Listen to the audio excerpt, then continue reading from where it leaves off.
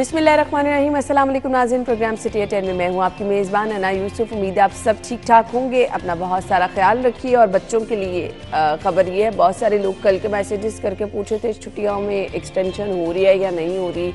अलबत्ता कल से स्कूल तो खुलने जा रहे हैं, 10 जनवरी से बाकायदा तौर पर स्कूल बच्चों के खुल रहे हैं, लेकिन रिलीफ ये दिया गया है कि 9:30 बजे स्कूल लगेंगे और ये 10 जनवरी से लेकर 22 जनवरी तक इस फैसले का इत्तलाक होगा। और इसके साथ साथ जी एक खबर है 9th क्लास के स्टूडेंट के लिए भी नहम और दहम सालाना इम्तहान 2024 के लिए डेट शीट भी जारी की गई है। सो अच्छी तरह से तैयारी कीजिए, गुड लक उन तमाम स्टूडेंट्स के लिए जिनके पेपर हैं, जम के तैयारी कीजिए, अच्छा रिजल्ट लीजिए। ये जो स्कूल्स के हवाले से फैसला किया गया है, इस पर हमने बात करनी है जी। हम टॉप स्टोरीज की तरफ भी आएंगे। हमारे सीनियर रिपोर्टर एडिटर ब्यूरोक्रेसी कैसर खोकर साहब और सीनियर रिपोर्टर राव दिलशाद हुसैन साहब ने ज्वाइन किया। अस्सलाम वालेकुम। अच्छा जी, हम आ जाते हैं। राव साहब, मैं आपसे आगाज़ कर लेती हूँ, कैसे देखते हैं स्कूल्स के हवाले से जो फैसला हुआ है? अच्छा, ये ना एम्बिग्विटी थी कल तक, जैसे ही चीफ मिनिस्टर साहब की ट्वीट आई तो फिर एक क्लैरिटी भी आई साथ। आप यकीन माने कोई 10 लोगों के मैसेजेस आए हैं कि बच्चों की और बहुत ज़्यादा लोग इस हवाले से पूछना भी चाह रहे थे। जाहिर है कि शायद एक सर्कुलेट भी कर रही थी कोई खबर के शायद एक्सटेंड करने जा रहे छुट्टियाँ 20 जनवरी तक गालिबन, तो वो उसकी वजह से अभाम था, जो अभाम चीफ मिनिस्टर साहब ने अब बिल्कुल वाज़ह कर दिया। तो सर्दी काफ़ी है, कुछ थोड़ा टाइम हम चेंज करके तो बेहतर यही है कि अब स्कूल खुल ही जाएँ। ज़ाहिर है काफ़ी छुट्टियाँ हुई, ये 18 जनवरी से या 18 दिसंबर से शायद बांधना है। और जी बिल्कुल, काफ़ी मेरे ख्याल से हो गया और पेरेंट्स के लिए ऑब्वियसली मौजें ख़त्म हुई हैं, लेकिन सर्दी भी साथ में ज़्यादा है, साथ में एहतियात करने की भी ज़रूरत है।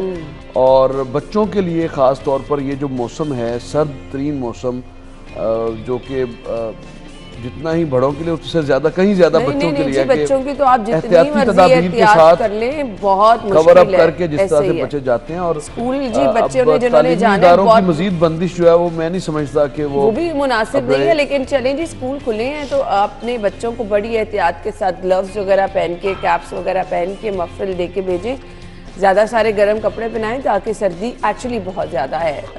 खोखर साहब जी बिल्कुल, इस हवाले से ये बड़ा अच्छा कदम आ गया। 9:30 बजे का टाइम कर दिया गया है और अल्लाह करे, आप दुआ करें कि सूरज भी 9:30 बजे तक निकल आया करे, ठीक है। दूसरा, इतनी छुट्टियां एक्सटेंड करने के मेरे बच्चों का नुकसान होना था और बच्चे घर में तंग होते थे, बच्चे घर में परेशान होते थे, तो इस स्कूल भी बच्चे जाएंगे। लेकिन जो रिलीफ दिया गया बड़ा हो के वो बच्चे कोई भी यूनिफॉर्म पहन कर आ सकते हैं, कोई भी गर्म ड्रेस, जैकेट, जर्सी या ओवरकोट जो होता है किसी भी कलर का जो है ना, अपनी यूनिफॉर्म से हटकर वो पहन कर आ सकते हैं। स्कूलों को ये इजाज़त दे दी कि 22 तारीख तक जो है ना उनको ना रोके, उनको इजाज़त दे दें, तो ये अच्छा कदम है। और स्कूल खुलने चाहिए, स्कूल खुलेंगे तो हमारी रौनकें बहाल होगी। हम बच्चों को स्कूल लेने जाएंगे, स्कूल छोड़ने जाएंगे बच्चों को, और बच्चों की रौनकें जो सब कुछ चीज़ें होती है। और ये गवर्नमेंट ने बर वक्त खुद जो ऐलान कर दिया है कि 9:30 बजे का टाइम और बगैर यूनिफॉर्म के बच्चे आ सकते हैं गर्म ड्रेस में, ये खुद ऐलान कर दिया। ये अच्छा कदम है, खुद ऐलान करता है कि लोगों को जो एम्बिग्विटी, जैसे आपने खुद कहा कि 10 मैसेज कल को आपको आए हैं, तो इस वाले से लोगों को पता चल गया, दूर हो गई है। और स्कूलों को भी पता चल गया कि उन्होंने स्कूल खोलने हैं। और वरना स्कूल वाले ये कर रहे थे कि कुछ स्कूल जो है ना ऑनलाइन क्लासेस ले रहे थे, कुछ स्टाफ को बुला रहे थे, कुछ बच्चों को बुला रहे थे स्कूलों के, जिसकी वजह से ये मसला था। अब सारा ये मसला हल हो जाएगा और कल से इंशाल्लाह स्कूल पढ़ाई का नुकसान एटलीस्ट नहीं होना चाहिए। ऑलरेडी बच्चों का बहुत ज़्यादा नुकसान हो जाता है, छुट्टियों में एक्सटेंशन भी हुई है। आज की टॉप स्टोरीज की तरफ आ जाते हैं। खबरें हमारे पास क्या हैं? पहली खबर आज की है जी, वाल्टन फ्लाईओवर की तकमील में ताखीर पर वजीर आला ने एक्शन लिया है और CEO CBD इमरान अमीन को बरतरफ कर दिया गया है।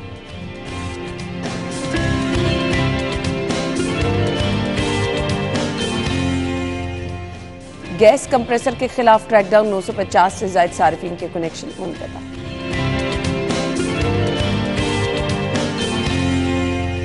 नवाज शरीफ और जहांगीर तरीन इलेक्शन के लिए अहल, सुप्रीम कोर्ट का बड़ा फैसला, ताहयात ना अहली खत्म। और शहर के लोहा मार्केटों में तेजी, लोहा मार्केटों में सरिये की कीमत में 4000 रुपए का मजीद इजाफा। अच्छा जी, ये हैं आज की खबरें और डिटेल्स के लिए हम आएंगे जी। खोकर साहब, सबसे पहले मैं आपकी तरफ आऊँगी। एक्शन लिया गया है क्योंकि वाल्टन फ्लाईओवर की तामीर में ताखीर हो रही थी। कल CM साहब ने खासा डिटेल विजिट भी किया, इसका क्या? जी बिल्कुल, इस वाले से वाल्टन फ्लाईओवर जो है उसकी जो डेडलाइन थी वो मीट नहीं हो रही थी और काम बड़ा सुस्त रवि का शिकार था। हालांकि वज़ीर आला पंजाब ने हुक्म दिया हुआ है कि जो तरक्याती काम है वो 3 शिफ्टों में किया जाए, क्योंकि वज़ीर आला का ये टारगेट है कि जो वज़ीर आला ने काम शुरू किए हैं ना वो 8 फरवरी से पहले मुकम्मल कर लिए जाए। निगरान सेटअप में मुकम्मल कर लिया जाए, ताकि बाद में गवर्नमेंट ये आती है कि वो रोक देती है काम को, फंड जारी नहीं करती और दरमियान में काम पड़े रहते हैं, ताकि वो कहते हैं अगर 8 फरवरी तक मैं सारे काम मुकम्मल करके जाऊँ। और जो सुस्ती, नहली या मिसकंडक्ट होता है या काम में कोताही या चोर बाजारी जो है, ये किसी भी सूरत बर्दाश्त नहीं होनी चाहिए। वज़ीर आला पंजाब ने ये बड़ा अच्छा कदम किया है कि CEO जो CBD था उसको बरतरफ किया और उस पर इल्ज़ाम यह है कि उसने काम चोर था।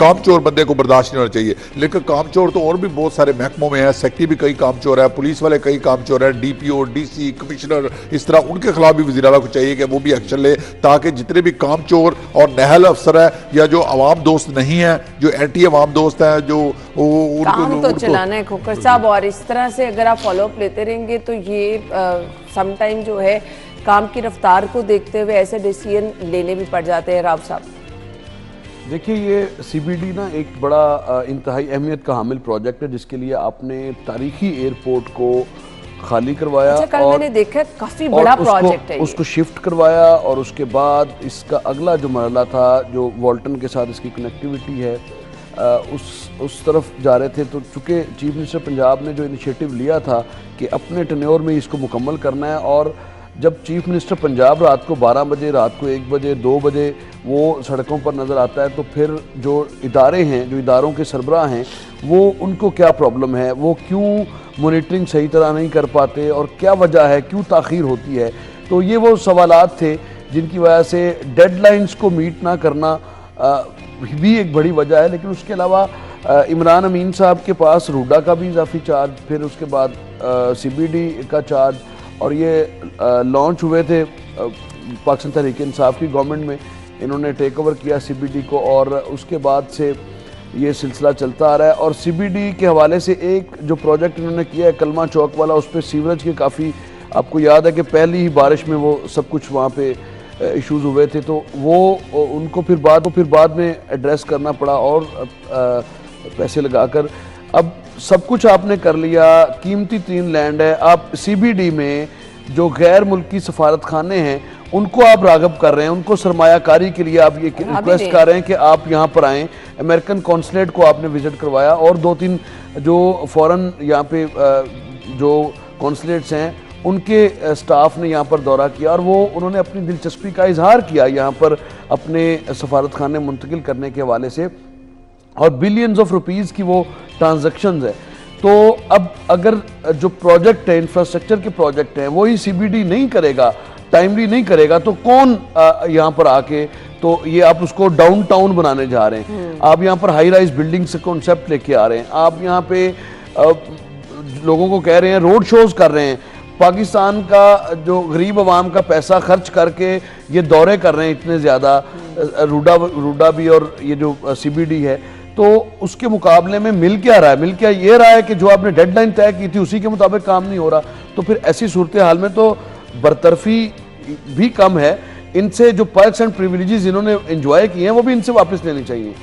क्यों आपने भारी भरकम तनख्वाहें लेते हैं और काम की बारी आए तो काम की बारी आप कहते हैं कि ये और वो हो गया। वॉल्टन रोड, आपको पता है कि वॉल्टन रोड पे एक दिन सिर्फ मुझे इत्तेफाक हुआ जाने का, वो सारा कंस्ट्रक्शन का काम वहाँ पे भी चल रहा है, और ये कंस्ट्रक्शन के काम की वजह से वहाँ पे ट्रैफिक की रवानी इतनी बुरी तरह से मुतासिर है कि आप सोच नहीं सकते कि आपको यानी 40 मिनट बाद भी आपको लगेगा कि आप महज 100 फीट तक जो है वो गाड़ी आपकी आगे गई है। ये सूरत हाल होती है वहाँ पे, और अवाम अजियत में रहें, ये पर्क्स एंड प्रिविलेजेस भी इंजॉय करें, और फिर जब इनसे पूछा जाए तो उसके बाद इनको फिर छोड़ भी दिया जाए। ये जो रविश है, यानी अब चीफ मिनिस्टर साहब ने बिल्कुल ये दुरुस्त फैसला किया है, और किसी काबल बंदे को इसका इस हवाले से इसका जो चार्ज है वो सेक्रेटरी हाउसिंग को दिया गया है गालिबन।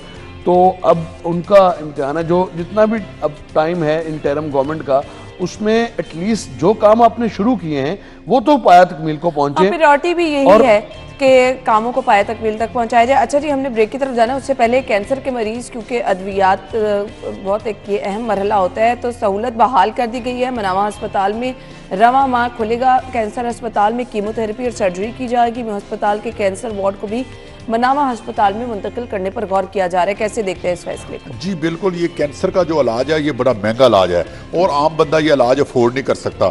और जो पेशेंट की तादाद होती है, जो मोस्टली जो होते हैं वो लोग होते हैं कैंसर के पेशेंट जो अफोर्ड नहीं कर सकते। और हुकूमत का मैं तो मुतालबा करूंगा कि कोई भी हो सकते हैं, जो पेशेंट है उनको फ्री ऑफ कास्ट जो है कैंसर का ट्रीटमेंट दिया जाए, उनके कीमोथेरापी या दूसरे उनके लेबोरेटरी टेस्ट।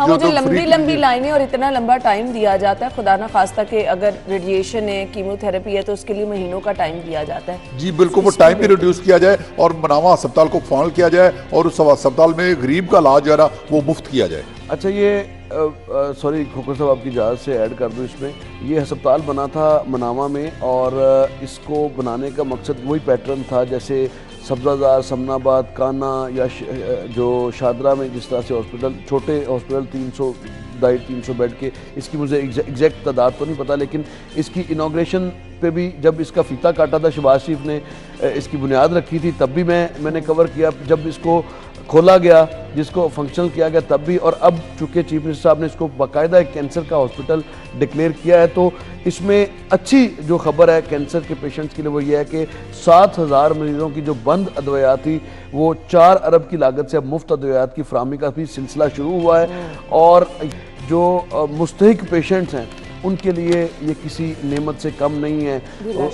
हम देखते हैं कि कैंसर का जो मर्ज़ है वो घर के बर्तन तक बिकवा देता है लेकिन ठीक भी नहीं हो पाता, ये एक हकीकत है। लेकिन ऐसी सूरत में जब सरकार हाथ थामेगी मुस्तहिक पेशेंट्स का, तो मेरे ख्याल में उनकी दादरसी किसी हद तक जरूर होगी।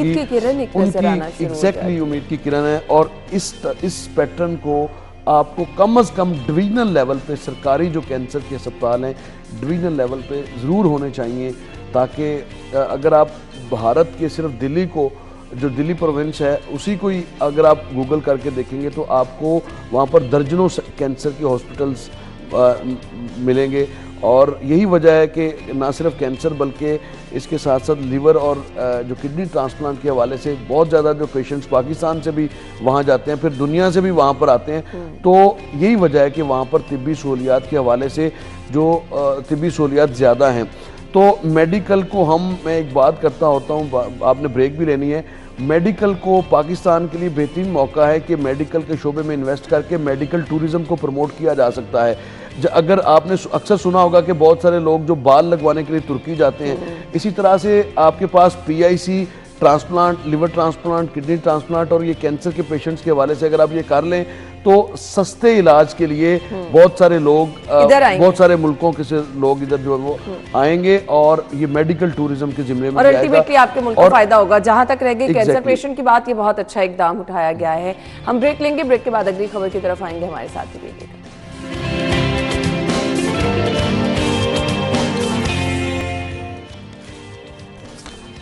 खुशामदीद एक बार फिर से कहेंगे। अच्छा जी, अगली खबर क्या है? गैस कंप्रेसर के खिलाफ क्रैकडाउन, 950 से ज़ायद सार्फिन के कनेक्शन मुनक़ता किए गए हैं।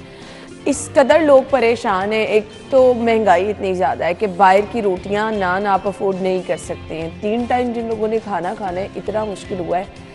ऐसे में फिर लोग क्या करते हैं कि जी कंप्रेसर का इस्तेमाल करते हैं। अब क्या करें, खाना तो बनाना ही बनाना है। बहुत सारे इलाके हैं जहाँ पर दोपहर 2 बजे से 5-6 बजे तक भी गैस का प्रेशर इतना कम होता है कि आप खाना नहीं बना सकते हैं। सो ऐसे में फिर ऑल्टरनेट लोगों के पास यही रह जाता है। हम इस चीज़ की बिल्कुल भी हिमायत नहीं करें कि कंप्रेसर का इस्तेमाल करना चाहिए, लेकिन ऑल्टरनेट क्या है? फिर है सिलेंडर्स की जो कीमत है वो भी लोगों से अफोर्ड नहीं हो पाती है, उसको रीफिल कराना भी एक टास्क है। फिर लोग कहते हैं अगर ये काम करना है तो फिर बाजार से खाना ले आएं, किधर जाएं आम आवाम? जी बिल्कुल, लोग गैस के लिए मुजाहरा करते हैं कि हमारे इलाके में गैस नहीं आती, जिसके लिए सिटी फॉर 2 जो है वो कवरेज करता है। और जो मुजाहरे होते हैं उन पर सुई गैस एक्शन नहीं लेता, टस से मस नहीं होता, लोग बेहद से हो चुके हैं सुई गैस वाले, और लोगों को गैस मिलती नहीं है। और जब गैस मिलती नहीं है लोग फिर कंप्रेसर इस्तेमाल क्यों ना करें?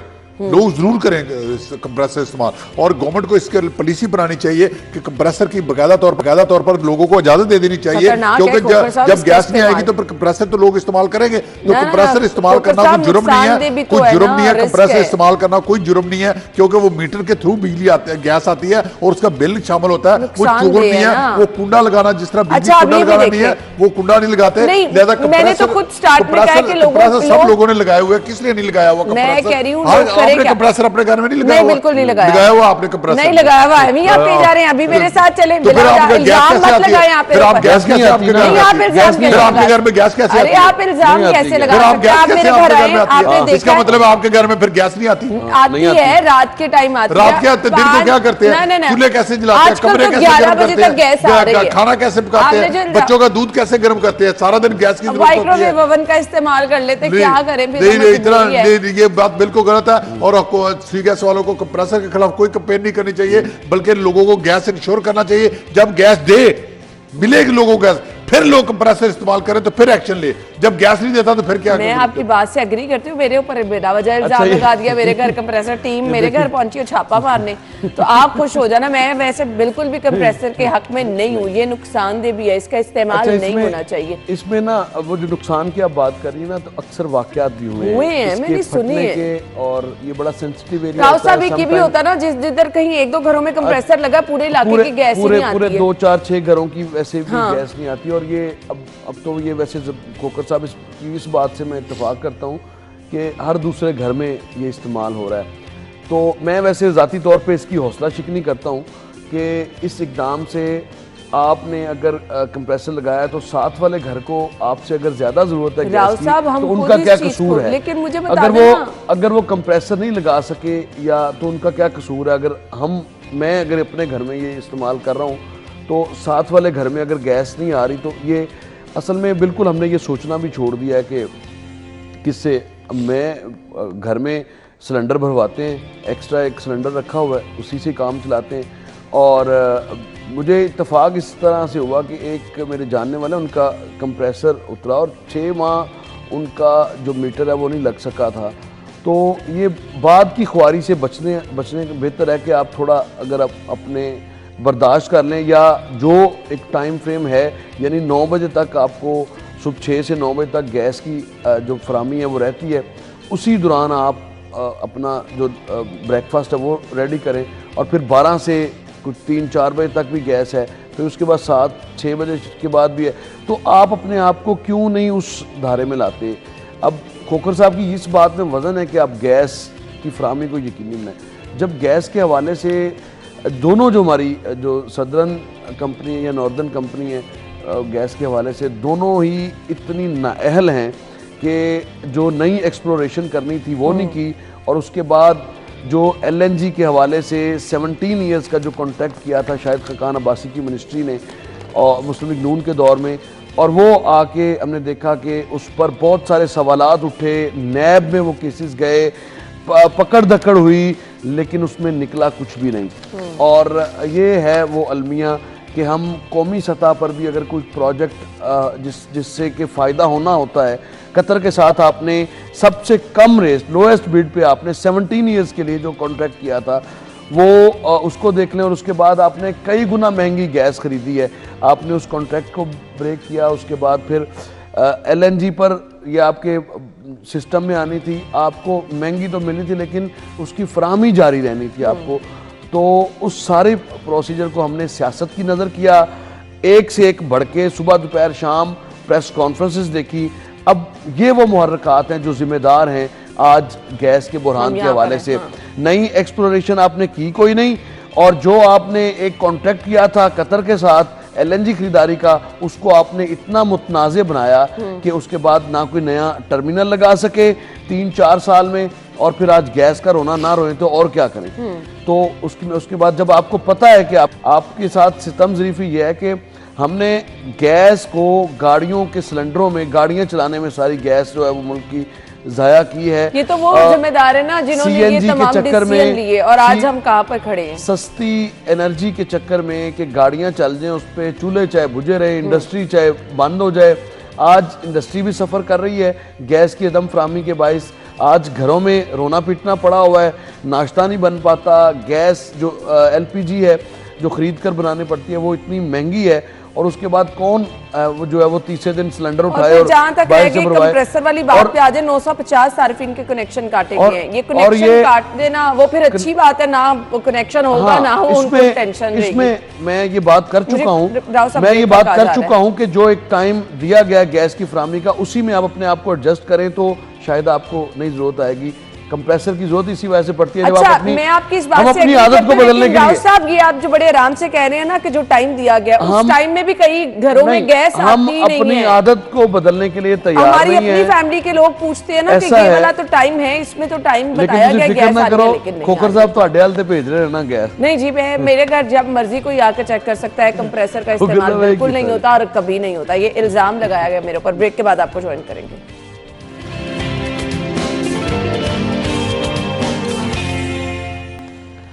Welcome back. और जैसे जैसे वक्त करीब आता जा रहा है 8 फरवरी का, कुछ फैसले भी बड़े आते जा रहे हैं, कुछ राह भी इलेक्शन की हमवार होती नजर आ रही है और दूसरी जानिब कुछ हलचल भी नजर आ रही है। तमाम सियासी पार्टियां तगोदो में भी हैं, जोड़ तोड़ का सिलसिला भी जारी है। ऐसे में जी कल सुप्रीम कोर्ट का बड़ा फैसला आया है, ताहयात नाअहली खत्म की गई है। नवाज शरीफ और जहांगीर तरीन इलेक्शन के लिए अब अहल होंगे।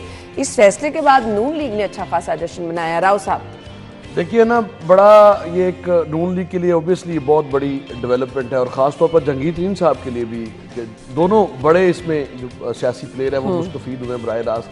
ताहयात नाअहली, अच्छा ये ताहयात नाअहली के हवाले से मैंने बहुत सारे वकला से बात की कि पूछा जाए कि ताहयात जो नाअहली है ये हो भी सकती है या नहीं हो सकती।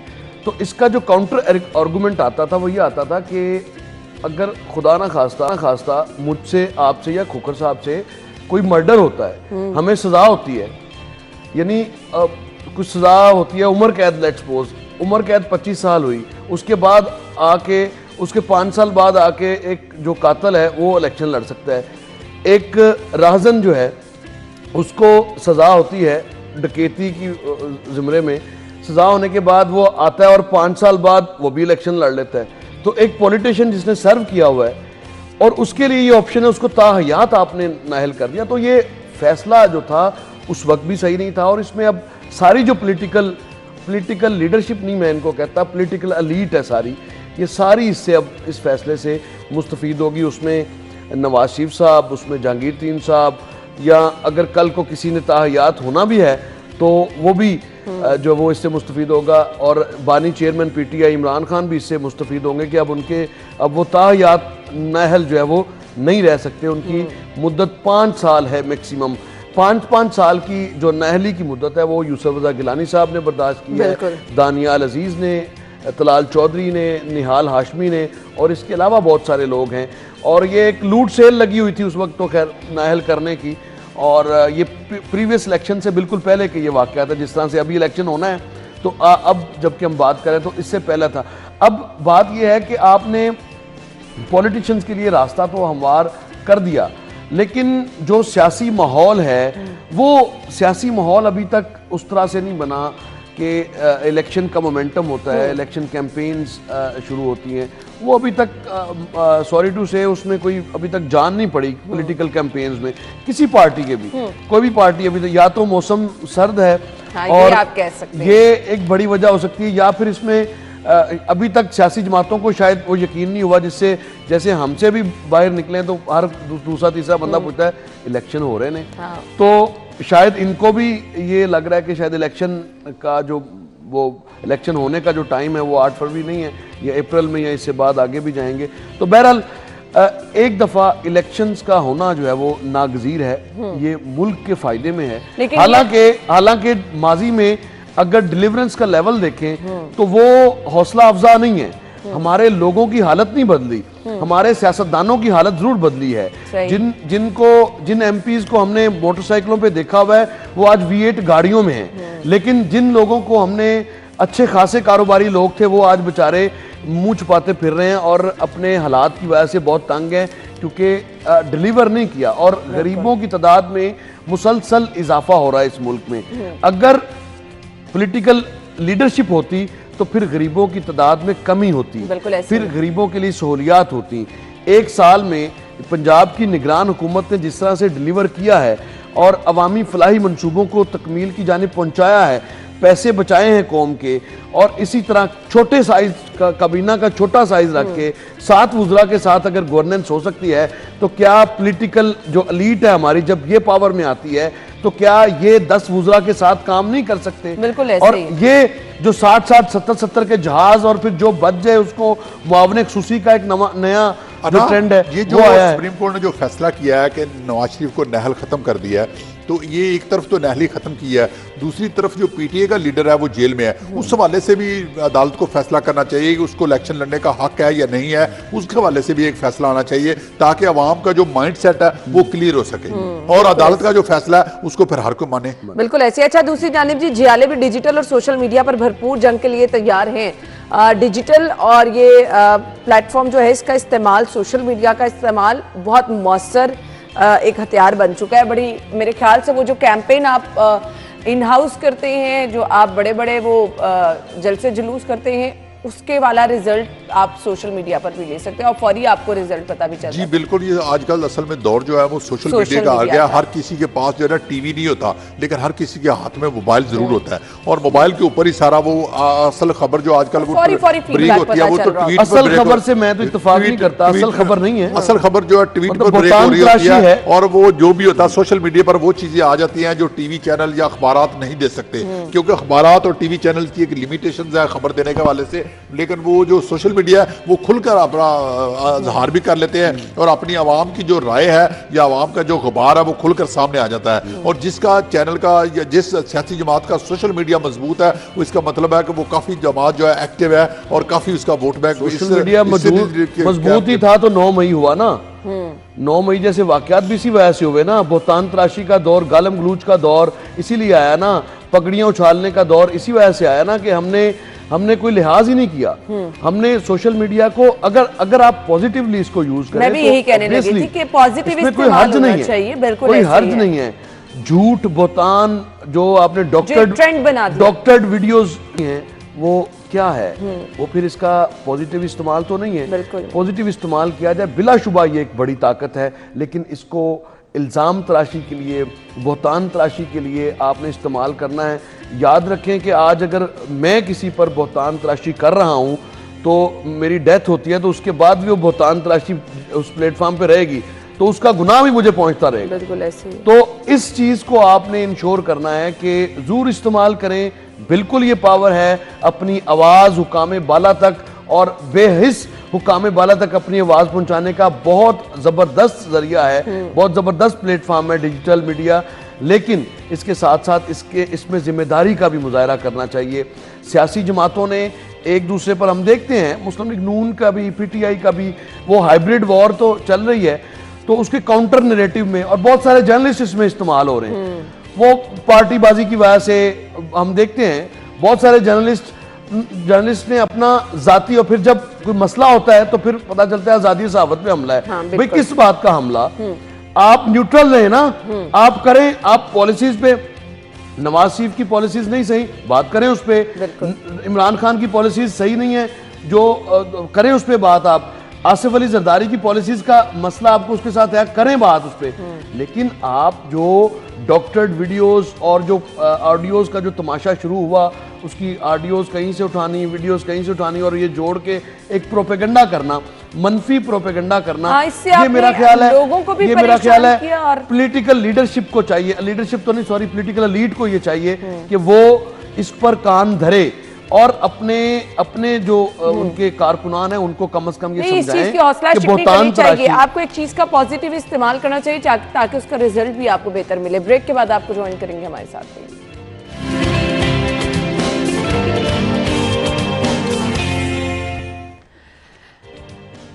Welcome back once again. अच्छा जी, खबर है जी शहर की लोहा मार्केट से, जहां पर अब सरिये की कीमत में 4000 रुपए का मजीद इजाफा हुआ है। अल्लाह रहम करे, जिन लोगों ने घर बनाने किधर जाएंगे।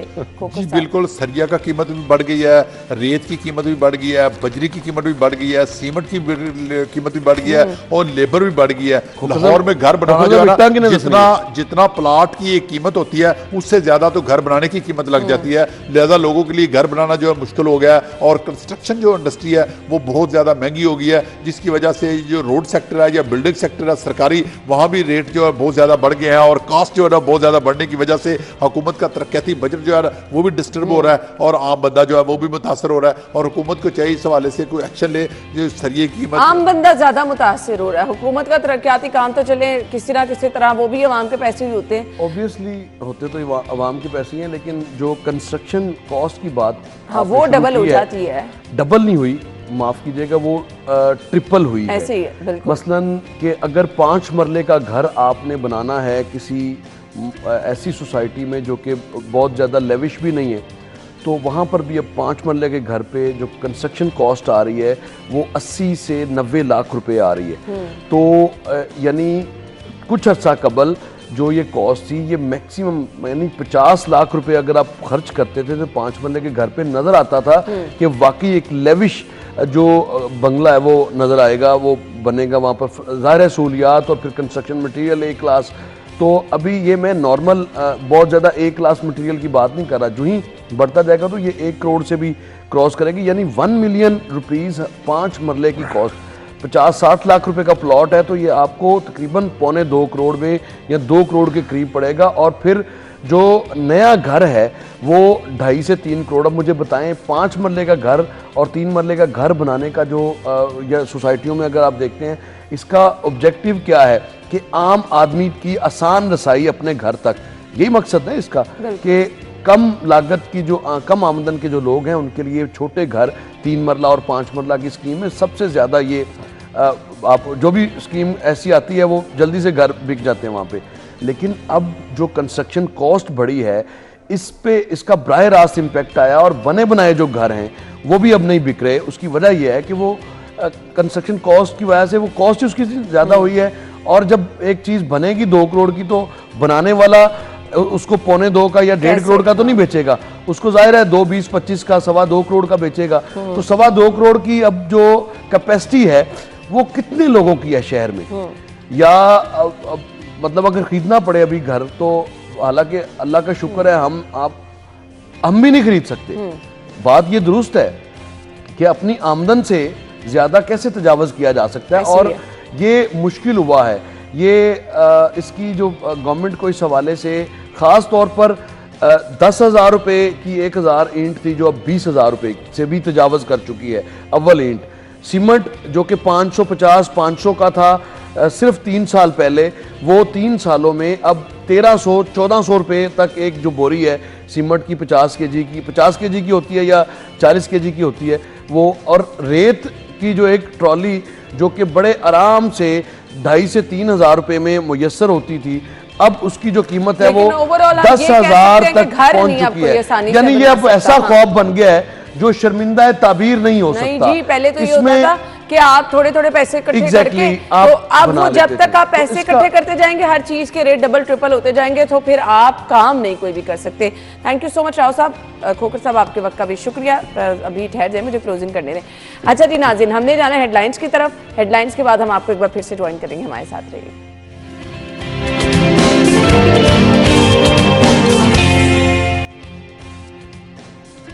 स्टूडियो में आपको खुश आमदीद कहेंगे। नाज़रीन, ट्रैफिक कवानीन की पासदारी हम सबकी जिम्मेदारी है। अगर हम ट्रैफिक कवानीन की पासदारी करेंगे तो ही हम जो मुमकिन हमारे देखते हैं हादसात होते हैं और बहुत अफसोसनाक वाक़यात होते हैं उनकी रोकथाम कर सकेंगे। और आजकल तो वैसे ही बहुत ज़्यादा ज़रूरत है आपको स्पीड कंट्रोल रखने की, क्योंकि शहर में सर्दी भी है, धुंध भी सुबह होती है, तो हम देखते हैं बहुत नाखुशगवार वाक़यात हो जाते हैं। इवन आपके साथ हम ये चीज़ें शेयर भी करते रहते हैं और मकसद यही होता है कि आप लोगों को बताया जाए कि आप लोगों ने मोहतात ड्राइविंग करनी है। छोटी छोटी चीज़ें जिन्हें हम समझते हैं वो बहुत बड़े हादसात को दावत देती हैं। हेलमेट ना पहनना हमने अपनी आदत बना रखा है, सीट बेल्ट ना पहनना, ड्यूरिंग ड्राइविंग मोबाइल फ़ोन का इस्तेमाल, ये वो सब चीज़ें जिस पर जब आपको चालान किया जाता है, फ़ाइन किया जाता है तो फिर आप लोग को बुरा भी लगता है। 1 वे की खिलाफ वर्जी लोग इस तरह से करते हैं, उसमें जब चालान किया जाता है फिर लोग लड़ाई झगड़े भी हमने देखा है। ये वो चीज़ें हैं जो आप समझ लें कि लाज़िम मलज़ूम हैं। अगर आप रोड पे हैं, अगर आप ड्राइविंग कर रहे हैं तो ये चीज़ें आपने लाजमी इनका ख्याल रखना है। लाइन और लेन की पाबंदी हम नहीं करते हैं। इवन बहुत सारे बाइकर्स जो हैं वो हादसात की वजह भी बनते हैं। कम उम्र ड्राइवर्स बहुत बड़े हादसात की वजह बनते हैं। मिसालें आपके सामने हैं, रिसेंटली ऐसे वाक़यात हुए हैं। सो इन सब की हौसला शिकनी बहुत ज़रूरी है। हम अगर रोड पर आ रहे हैं, हमें ज़िम्मेदार शहरी होने का सबूत देना है और इसकी सबसे बड़ी गारंटी है जी ड्राइविंग लाइसेंस। सो अब ड्राइविंग लाइसेंस का जो बनवाने का रुझान देख रहे हैं, अंदाज़ा हो रहा है कि कितने सारे लोग थे जिन्होंने कभी बॉदर ही नहीं किया था कि लाइसेंस बनवाना है, ये कितना ज़रूरी है। अब बहुत सारे लोग कहते हैं जी लाइसेंस बनाने का मरहला इतना पेचीदा है, अगर आप इसके अहल ही नहीं हैं, आपसे टेस्ट लिया जा रहा है और आपको पता ही नहीं कि गाड़ी कैसे चलानी है, उस पर अगर आपको रिजेक्शन का सामना है तो फिर आपको उसमें बेहतरी लेकर आनी है। बहुत सारे लोग इस पर भी नाराज़ हैं। खैर, इसमें जो आसानी पैदा की गई, ड्राइविंग लाइसेंस का होना कितना ज़रूरी है, ना होने की सूरत में क्या होगा, ट्रैफिक कवानीन की पाबंदी कराने के लिए सिटी ट्रैफिक पुलिस क्या कुछ कर रही है, वो आपके सामने है। लेकिन हम इस चीज़ को हमेशा कहेंगे कि सबसे पहले कवानीन भी एक साइड पे, सब चीज़ें एक साइड पे, आपकी जान का तहफ़्फ़ुज़ ये चीज़ें हैं, इससे आगे कुछ नहीं है। जान है तो जहान है। आज के हमारे गेस्ट जिनका तारुफ मैं कराना चाहूंगी, एसएसपी ट्रैफिक पंजाब है, सैयद गंजफर अली शाह साहब ने हमें ज्वाइन किया है। वेलकम कहेंगे। अस्सलाम वालेकुम सर। जी वालेकुम अस्सलाम, बहुत शुक्रिया जी। थैंक यू सो मच, आपके वक्त का भी बहुत बहुत शुक्रिया। बीइंग अ रोड यूजर जो हमारी रिस्पॉन्सिबिलिटी है, अनफॉर्चुनेटली हमारी सोसाइटी में उस पर अमल नहीं होता। ट्रैफिक पुलिस बहुत कोशिश करती है, बार बार कैंपेन शुरू करती है। हम कौन सी ऐसी स्ट्रेटजी का इस्तेमाल करें कि ये कैंपेन से हटकर लोगों को पता चल जाए कि ये उनकी रिस्पॉन्सिबिलिटी है, कैसे मुमकिन बना सकते हैं? जी बिल्कुल, आपने सही कहा कि जो ट्रैफिक है ये हमारी डेली रूटीन लाइफ का हिस्सा है। रोज़ाना चाहे काम के सिलसिले में, चाहे लोगों को मिलने के सिलसिले में, हमारे अपने जो समाजी मामलात उनके सिलसिले में, तमाम ही शहरी जो हैं वो अपने घरों से निकलते हैं, रोड्स को यूज़ करते हैं, गाड़ियों का इस्तेमाल करते हैं। अब इस सफ़र को महफूज बनाने के लिए तमाम जो ट्रैफिक कवानीन हैं उनका निज़ाम जो है वो गवर्नमेंट लागू करती है। ट्रैफिक कवानीन का इन्फोर्समेंट जो हम करते हैं उसका मकसद भी यही होता है कि ये जो डेली एक्टिविटी है इसको महफूज बनाया जा सके। इसके लिए जो है वो जो इन्फोर्समेंट ऑफ ट्रैफिक लॉज है उसके दोनों जो पार्ट्स हैं, एक साइड पे जो एजुकेशन है, अवेयरनेस है, शहरियों को इस बात को सेंसिटाइज़ करना है कि वो ट्रैफिक कवानीन का एहतराम इसलिए करें कि ये उनकी अपनी हिफाजत के लिए है, उनके अपने महफूज सफ़र के लिए है, उनके अज़ीज़ व अक़ारब के तहफ़्फ़ुज़ के लिए है। एक तो ये भी जो है वो एजुकेशन और अवेयरनेस के प्रोग्राम्स भी बहुत सारे हैं, वो मुसलसल चलते हैं, जिसके अंदर मीडिया भी हमारे साथ बहुत ज़्यादा कोऑपरेट करता है। और दूसरे साइड पे जो है वो एनफोर्समेंट जो है वो भी बहुत ज़रूरी है। आपने देखा उसके बगैर तो सर काम ही नहीं चल सकता। जी जी, आपने ये बिल्कुल देखा कि पिछले जो अगर हम साल का हम देखें तो साल के शुरू में जनवरी के अंदर पूरे पंजाब के अंदर तकरीबन कोई 1,70,000 लाइसेंसेस जो थे वो जारी हुए, जबकि जो है वो अगर दिसंबर को देखें तो एक महीने के अंदर तकरीबन 49 लाख लाइसेंसेस जो हैं वो एक माह के अंदर जारी हुए। तो ये जो 50 जो है वो 50 गुना उसके अंदर इंक्रीज़ है, जो 2500% बनता है। ये जो इतना तेज़ी से इंक्रीज़ हुआ उसकी वजह यह है कि एनफोर्समेंट ज़्यादा हुई। जिस वक्त एक जो है वो अनफॉर्चुनेट हादसा पेश आया, एक ही फैमिली के कुछ 6 लोगों की डेथ हुई DHA लाहौर के अंदर, तो उसके बाद जो चीफ मिनिस्टर पंजाब हैं मोहसिन नकवी साहब, उन्होंने भी बहुत ज़्यादा फोकस किया इस बात के ऊपर कि जो एनफोर्समेंट है ट्रैफिक लॉज की उसको यकीनी बनाया जाए। बग़ैर लाइसेंस के कोई भी शहरी जो है वो ना मोटरसाइकिल ड्राइव करे, ना गाड़ी ड्राइव करे, ना कार ड्राइव करे। फिर जो है वो IG पंजाब जो है वो हमारे डॉक्टर उस्मान अनवर साहब, उन्होंने भी बहुत ज़्यादा इसको प्रायोरिटाइज़ किया, जिसकी बुनियाद पे फैसिलिटीज़ को एक्सपेंड किया गया। 24/7 फैसिलिटीज़ लोगों के लिए जो है वो जारी की गई। तो हमने देखा कि जब इन्फोर्समेंट बढ़ी और विदाउट लाइसेंस जितने लोग ड्राइव कर रहे थे, जब उन सब के ख़िलाफ़ जो है वो चलान्स भी हुए, FIRs भी हुई, उनको बंद भी किया गया, गाड़ियों को भी बंद किया गया। तो बहुत कसीर तादाद के अंदर शहरियों ने फिर लाइसेंस सेंटर्स का रुख किया। सर आपने कहा इन्फोर्समेंट बहुत ज़रूरी, मुझे लगता है कि एजुकेशन और अवेयरनेस से ज़्यादा, क्योंकि एजुकेशन यही हमारे लाहौर के शहरी, यही हमारे पाकिस्तानी जब दूसरे मुल्कों में जाते हैं तो ये बड़े अच्छे तरीके से इन चीज़ों का ख्याल रखते हैं, क्योंकि वहाँ पता होता है कि हैवी फाइन्स हो जाएंगे। सो फिर इन्फोर्समेंट पे मेरे ख्याल से ज़्यादा बात आ जाती है, क्योंकि वहाँ पर एक डर होता है ना। अब मतलब हम एजुकेशन और अवेयरनेस की बात करते हैं, बाहर जाके कैसे आ जाती है। यही शहरी जब मोटरवे पे जाते हैं तब ये बहुत अच्छे तरीके से इन चीज़ों का ख्याल रखते हैं। तो मेरे ख्याल से वो कुछ हमें इन्फोर्समेंट के पेश नज़र सख्ती करनी चाहिए, फाइन्स हैवी करने चाहिए, क्योंकि बाहर वाले मुल्कों में तो प्रैक्टिस यही है। जी आप बिल्कुल ठीक कह रहे हैं, और एनफोर्समेंट के ऊपर जो है वो फोकस पहले भी था, लेकिन अभी उसमें बहुत ज़्यादा जो है वो इजाफा हुआ है। मैं अगर आपको बताऊं तो सिर्फ जो है वो इस एक साल की, क्योंकि अभी साल का अख्ताम हुआ है, तो एक साल के अगर आप जो है वो स्टैटिस्टिक्स देखें तो एक साल के अंदर तकरीबन 10 मिलियन चालान हुए हैं पंजाब के अंदर। 10 मिलियन का मतलब है 1 करोड़ चालान हुए हैं। उसको अगर आप देखें तो डेली तकरीबन 25,000 से ज़ायद जो है वो चालान होते हैं। और चालान क्या है कि ट्रैफिक वायलेशन के ऊपर नोटिस लिया गया, उसको जुर्माना किया गया और जो है वो उसके खिलाफ ट्रैफिक लॉज की इन्फोर्समेंट की गई। अगर 25,000 जो है वो डेली बेसिस के ऊपर ये हो, अभी भी बहुत सारे ऐसे होंगे कि जिनके ऊपर जो है वो जिस वक्त वहाँ पे अगर ट्रैफिक के ऑफिसर्स मौजूद मुझे नहीं ऐसा है, लगता है कि ये जो गैप आ जाता है ना, हम फॉलो अप नहीं लेते हैं चीज़ों का। सिटी ट्रैफिक पुलिस कैंपेन शुरू करती है कि सीट बेल्ट के किसने नहीं पहनी है फाइन्स किए जाते हैं, हेलमेट किसी ने नहीं पहना, वो फिर हम उस चीज़ को 2-3 महीने के लिए भूल जाते हैं। खुदा ना खास्ता जब कोई हादसा होता है फिर हम दोबारा से उसको रिवाइज करते हैं। तो वो जो ये फॉलो अप में गैप आ जाता है ना, लोग आदत भूल जाते हैं। मे बी ये एक रीज़न है। नहीं देखें, इसके अंदर ये है कि रेगुलरली जो है ना वो एनफोर्समेंट तो तमाम लॉज की चल रही होती है। जब अगर मैं ये चालान्स की बात कर रहा हूँ कि 10 मिलियन है तो इसके अंदर कोई 30 के करीब डिफरेंट कैटेगरीज हैं। लेकिन आप अगर सिर्फ जो है वो सबसे मेजर वायलेशंस को देखें जिनके ऊपर फोकस होता है, जैसे कि हेलमेट का इस्तेमाल ना होना क्योंकि वो जानलेवा है वो हादसा, इसी तरह से जो है वो अगर गाड़ियाँ जो हैं वो धुआं छोड़ रही हैं तो आजकल स्मोक का बहुत बड़ा इशू है जिसकी वजह से हमारा एक मेजर कंसर्न है, normal routine life shut down हो जाती है। फिर इसी तरह से जो है वो विदाउट लाइसेंस जो ड्राइविंग है उसके हवाले से फोग है आजकल, तो अगर लाइटें नहीं हैं, बैक लाइट्स नहीं हैं, वो ट्रैफिक हादसात का बायस बनता है। तो डिफरेंट जो है वो हमारे जैसे जैसे सोशल जो भी इवेंट्स चल रहे होते हैं उसके मुताबिक जो प्रायोरिटीज़ हैं और फोकस है उसके अंदर फ़र्क ज़रूर आता है। लेकिन जो तमाम वायलेशंस हैं वो उनका नोटिस लिया जाता है, उनके खिलाफ एक्शन किया जाता है, चालान किए जाते हैं, एनफोर्समेंट की जाती है। सही। सर मुझे ये बताइएगा, अब ड्राइविंग लाइसेंस जिसके पास नहीं है, ये जो डेडलाइन दी गई थी उसके बाद क्या किया जाएगा? क्योंकि अभी भी मैं बहुत सारे ऐसे लोगों को जानती हूँ जो कि ज़रूरत ही नहीं समझ रहे और रोड पे सारा दिन वो रहते हैं मौजूद।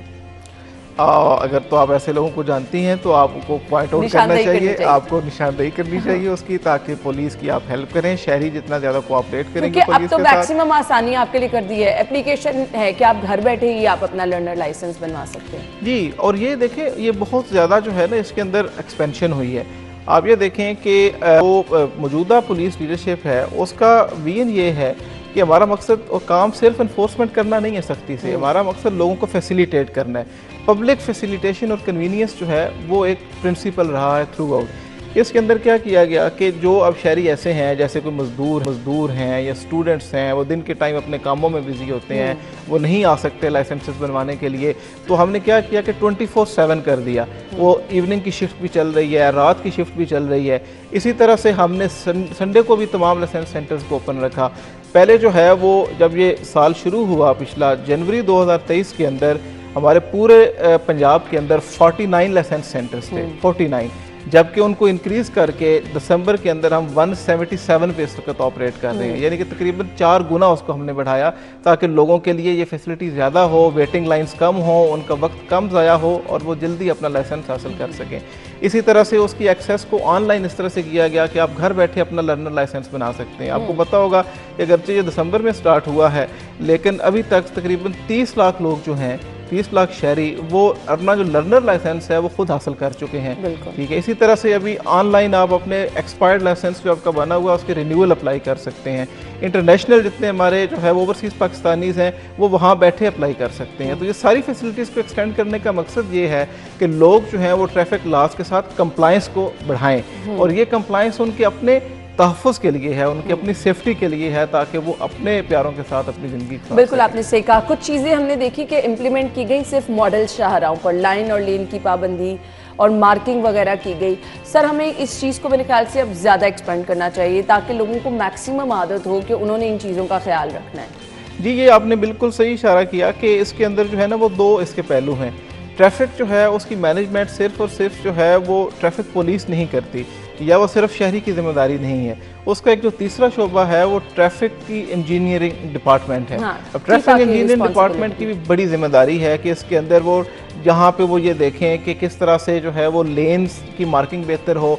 बहुत सारे हमारे जो दूर दराज के और छोटे जो हमारे शहर हैं वहाँ पे हम देखते हैं कि वहाँ पे रोड मार्किंग उस तरह से नहीं है। अगर कोई मोड़ आ रहा है तो वार्निंग साइंस अवेलेबल नहीं है। किसी जगह पे हो सकता है कि जहाँ पे अगर फोग है वहाँ पे रिफ्लेक्टर्स लगे हों, दूर से नजर आए, आप स्लो डाउन हो जाते हैं, आप उसके अंदर कम हादसा होते हैं, बिल्कुल नजरअंदाज करने तो वाली नहीं। उसके अंदर जो है ना वो बहुत सारा काम ऐसा है जो कि हमारे जो है वो ट्रैफिक इंजीनियरिंग डिपार्टमेंट का करने वाला है।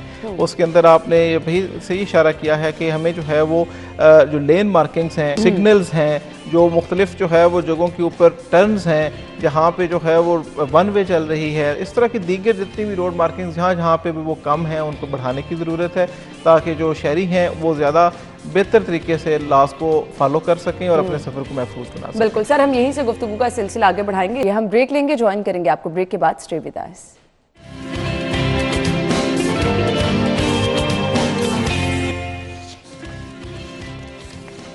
Welcome back once again. गुफ्तगू का सिलसिला आगे बढ़ाएंगे। हमारे साथ हमारे मेहमान मौजूद हैं एसएसपी ट्रैफिक पंजाब।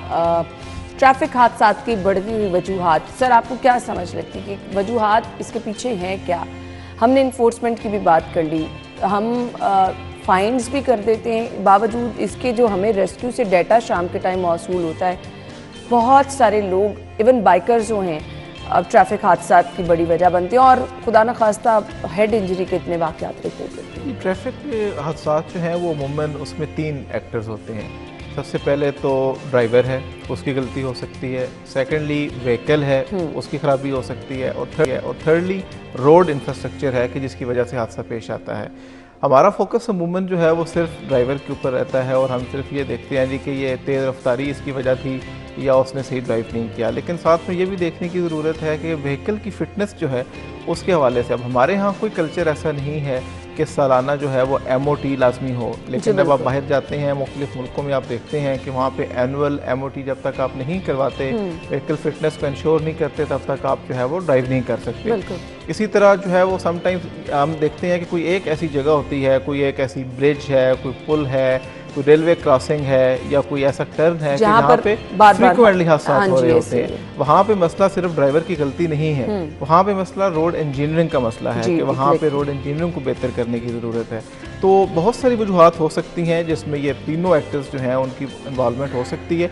अब जहाँ तक ट्रैफिक पुलिस का ताल्लुक है, हम इसके अंदर ये करते हैं कि जो मौजूदा हमारे एडिशनल आई ट्रैफिक हैं मिर्ज़ा फारहान बेग साहब, उनका ये फोकस था, उन्होंने बड़ी एफर्ट करके डिस्ट्रिक्ट वर्किंग ग्रुप बनवाए, रीजनल वर्किंग ग्रुप बनाए, जिसके अंदर जो है वो पुलिस के अलावा दीगर जो इदारे हैं वो भी उसके अंदर शामिल है। और उनका मकसद ये है कि जो फ्रीक्वेंट ऐसे हादसात की जगह हैं वहाँ पे ये देखा जाए कि कौन से डिपार्टमेंट के इंटरवेंशन की ज़रूरत है। वहाँ पे अगर तो रोड इंजीनियरिंग के हवाले से उसको बेहतर किया जा सकता है वो किया जाए। अगर मोटर व्हीकल एग्जामिनर अपना काम ठीक नहीं कर रहा जिसकी वजह से फिटनेस ठीक नहीं है गाड़ियों की, खासतौर पर पब्लिक सर्विस व्हीकल्स की, उसको ठीक किया जाए। और अगर इन्फोर्समेंट जो है उसके अंदर कमी है तो जो मुतलका ट्रैफिक पुलिस के एहलकार हैं उनके हवाले से उसको इन्फोर्समेंट को मज़ीद बेहतर किया जाए। तो ये तीनों एक्टर्स जो हैं जब वो मिलकर काम करेंगे तो इंशाल्लाह इन हादसात के अंदर जो है वो हम रोकथाम कर सकते हैं। बिल्कुल, हम भी दुआ गो हैं। अच्छा जी, अब बहुत सारे लोग कह रहे हैं कि ड्राइविंग लाइसेंस बनवाने का अमल पेचीदा इसलिए भी है कि टेस्ट जो लिया जाता है हम उसमें बार बार फेल हो जाते हैं। सो वो क्या अमल वाकई पेचीदा है कि ये लाजिम व मलजूम है?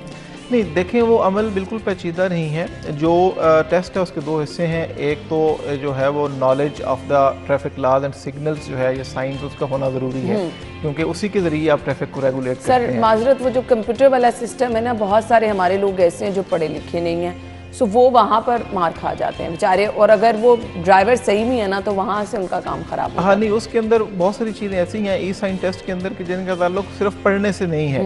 वो सिर्फ आप देख के उसमें ये बता सकते हैं जी कि ये जो इशारा है ये राइट मुड़ने का है, लेफ्ट मुड़ने का है, सीधा जाने का है, किस चीज़ का है। तो आपने उसके सिर्फ उस चीज़ को क्लिक करना है और आपने सेलेक्ट करना है कि बेसिक आपका जो नॉलेज ऑफ लॉ है वो इंश्योर हो सके। सेकेंडली जो है वो जो उसका प्रैक्टिकल टेस्ट है उसके लिए भी सिर्फ जो है वो बड़ा सिंपल सा एक टेस्ट बनाया गया है, लेकिन वो बेसिक एसेंशियल्स को ज़रूर इंश्योर करता है कि आप गाड़ी को फ्रंट मूव कर सकते हैं, उसको टर्न कर सकते हैं, उसको रिवर्स कर सकते हैं, क्योंकि ज़्यादातर हादसात इन चीज़ों की वजह से पेश आते हैं।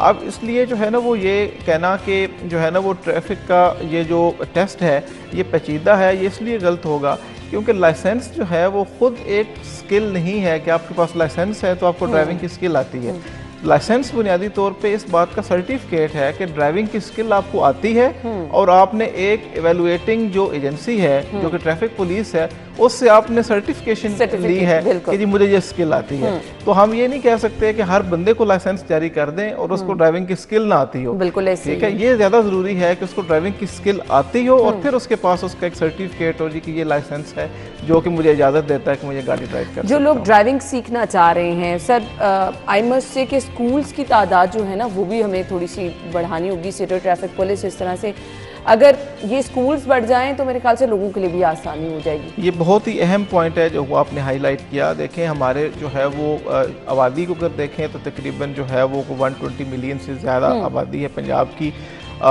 इस साल के आगाज़ में जनवरी 2023 में हमारे पास टोटल जो स्कूलों की तादाद थी पूरे पंजाब के अंदर वो 34 थी। ड्राइविंग स्कूल्स की तादाद 34 थी, जो कि किसी हद से किसी तरह से भी जो है वो काफ़ी नहीं थे और उनकी कैपेसिटी भी जो है वो भी बहुत लिमिटेड थी। इसके ऊपर भी बहुत फोकस किया गया आई साहब की तरफ से, एडिशनल आईजी ट्रैफिक की तरफ से, और हमने उस तादाद को बढ़ा के अल्हम्दुलिल्लाह इस वक्त तक 1 साल में हम उसको 3 गुना हमने बढ़ाया है।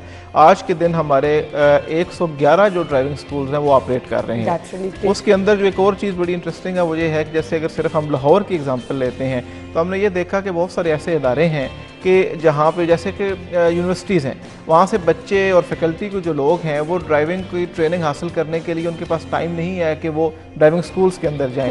तो हमने मुख्तलिफ यूनिवर्सिटीज़ जो हैं उनके कोलैबोरेशन के साथ उन यूनिवर्सिटीज़ के अंदर जो है वो हमने जाके अपने ड्राइविंग स्कूल्स खोले हैं। अब जैसे कि लाहौर कॉलेज फॉर वीमेन में चल रहा है हमारा, लाहौर गैरिसन यूनिवर्सिटी में चल रहा है, वहाँ से एक बैच पास आउट हो चुका है, यूनिवर्सिटी ऑफ लाहौर के अंदर चल रहा है, दीगर इदारों के साथ हमारा कोऑपरेशन चल रहा है। तो उसमें बहुत ज़्यादा अच्छा रिस्पांस है स्टूडेंट्स की तरफ से भी, फैकल्टी की तरफ से भी, कि वहाँ पे जैसे ही उनकी कोई एक जो है वो क्लास या एक पीरियड उनका फ्री होता है उसके अंदर वो आ सकते हैं, उनको कहीं जाने की ज़रूरत नहीं है और अपने एक सेफ़ और सिक्योर एनवायरनमेंट के अंदर वहाँ पे जो है वो अपने ड्राइविंग की ट्रेनिंग ले सकते हैं। उसमें इंस्ट्रक्शनल पार्ट भी है जो कि लेक्चर्स की सूरत में होता है और उसका प्रैक्टिकल पार्ट भी है। तो हम ड्राइविंग स्कूल्स जो हैं उनकी तादाद को भी बढ़ा रहे हैं और उनके अंदर जो कैपेसिटी है उसको भी मल्टीप्लाई कर रहे हैं। Sir, being a road user मुझे लगता है कि सबसे बड़ी प्रॉब्लम जो है ना हादसात की, ये कम उम्र ड्राइवर्स हैं। क्योंकि एक ये चीज़ और एक वन वे की खिलाफ वर्जी, रोड बस्टर भी, टायर बस्टर भी लगाए गए हैं, वहाँ से भी लोग जो हैं वो अपनी बाइक गुजार लेते हैं, जो कि वाकई बहुत परेशान कर रहे हैं। जी, आपकी बिल्कुल बात ठीक है कि जो अंडर एज ड्राइविंग है ये एक मेजर वजह बनती है हादसात की, और उसकी जो एक मिनिमम एज मुकर्रर की गई है वो डेफिनेटली किसी न किसी विजडम के तहत मुकर्रर की गई है कि आपकी जो है वो रिफ्लेक्सेस उतने होने चाहिए, आपको गाड़ी को कंट्रोल करना आना चाहिए, आप जो है वो जो है सिचुएशन को हैंडल कर सकें, तब जो है वो आप उस एज के अंदर आप हासिल करते हैं अपनी स्किल और तब आप जो है वो ड्राइविंग लाइसेंस हासिल करते हैं। अंडर एज ड्राइविंग जो है उसके ऊपर बहुत ज़्यादा फोकस जो है वो पिछले ख़ास तौर पे 2 माह के अंदर जो है वो नवंबर, दिसंबर और अब किया गया है। इसके अंदर मैं आपको बताता चलूँ कि तकरीबन जो है सिर्फ लाहौर के अंदर मोर दैन 30,000 जो है वो एनफोर्समेंट एक्शंस लिए गए हैं, जिसके अंदर चालान भी हुए हैं, गाड़ियाँ जो हैं वो बंद की गई हैं, कुछ FIRs वगैरह भी की गई हैं। इन तमाम का मकसद जो है वो यही था कि जुवेनाइल ड्राइविंग जो है, अंडर एज ड्राइविंग को डिस्करेज किया जाए। सर, मैसेज क्या होगा देखने वालों के लिए? मेरा मैसेज यही होगा जी कि जितने भी ट्रैफिक के कवानीन हैं वो ट्रैफिक कवानीन आपकी सेफ्टी के लिए, आपके तहफ़्फ़ुज़ के लिए बनाए गए हैं, उनका एहतराम करें, उनका फॉलो करें। उसकी वजह ये है कि ये न सिर्फ आपकी अपनी हिफाजत को इंश्योर करेगा बल्कि जो बाकी जितने रोड यूज़र्स हैं उनकी हिफाजत को भी इंश्योर करेगा और हम सफ़र को महफूज बना सकें। बिल्कुल, अगर आप चाहते हैं कि आप महफूज सफ़र करें और खैरियत से अपने घर पहुँचे तो आपको ट्रैफिक कवानीन की पासदारी लाजमी करनी है। मुहज़्ज़ब माशरों में ये चीज़ें लाजिम व मलज़ूम होती हैं और सबसे बड़ी बात ये आपकी अपनी जान का तहफ़्फ़ुज़ होता है। सो आपको इस पर सिटी ट्रैफिक पुलिस का साथ देना होगा। Thank you so much sir, बहुत बहुत शुक्रिया आपके कीमती वक्त के लिए। हमारी और आपकी मुलाकात होनी है जी अब कल सेम टाइम पर नए टॉपिक और नए मेहमानों के साथ। तब तक के लिए आप अपना बहुत सारा ख्याल रखिएगा, हमें दुआओं में याद रखिएगा। इजाज़त दीजिए, अल्लाह हाफ़िज़।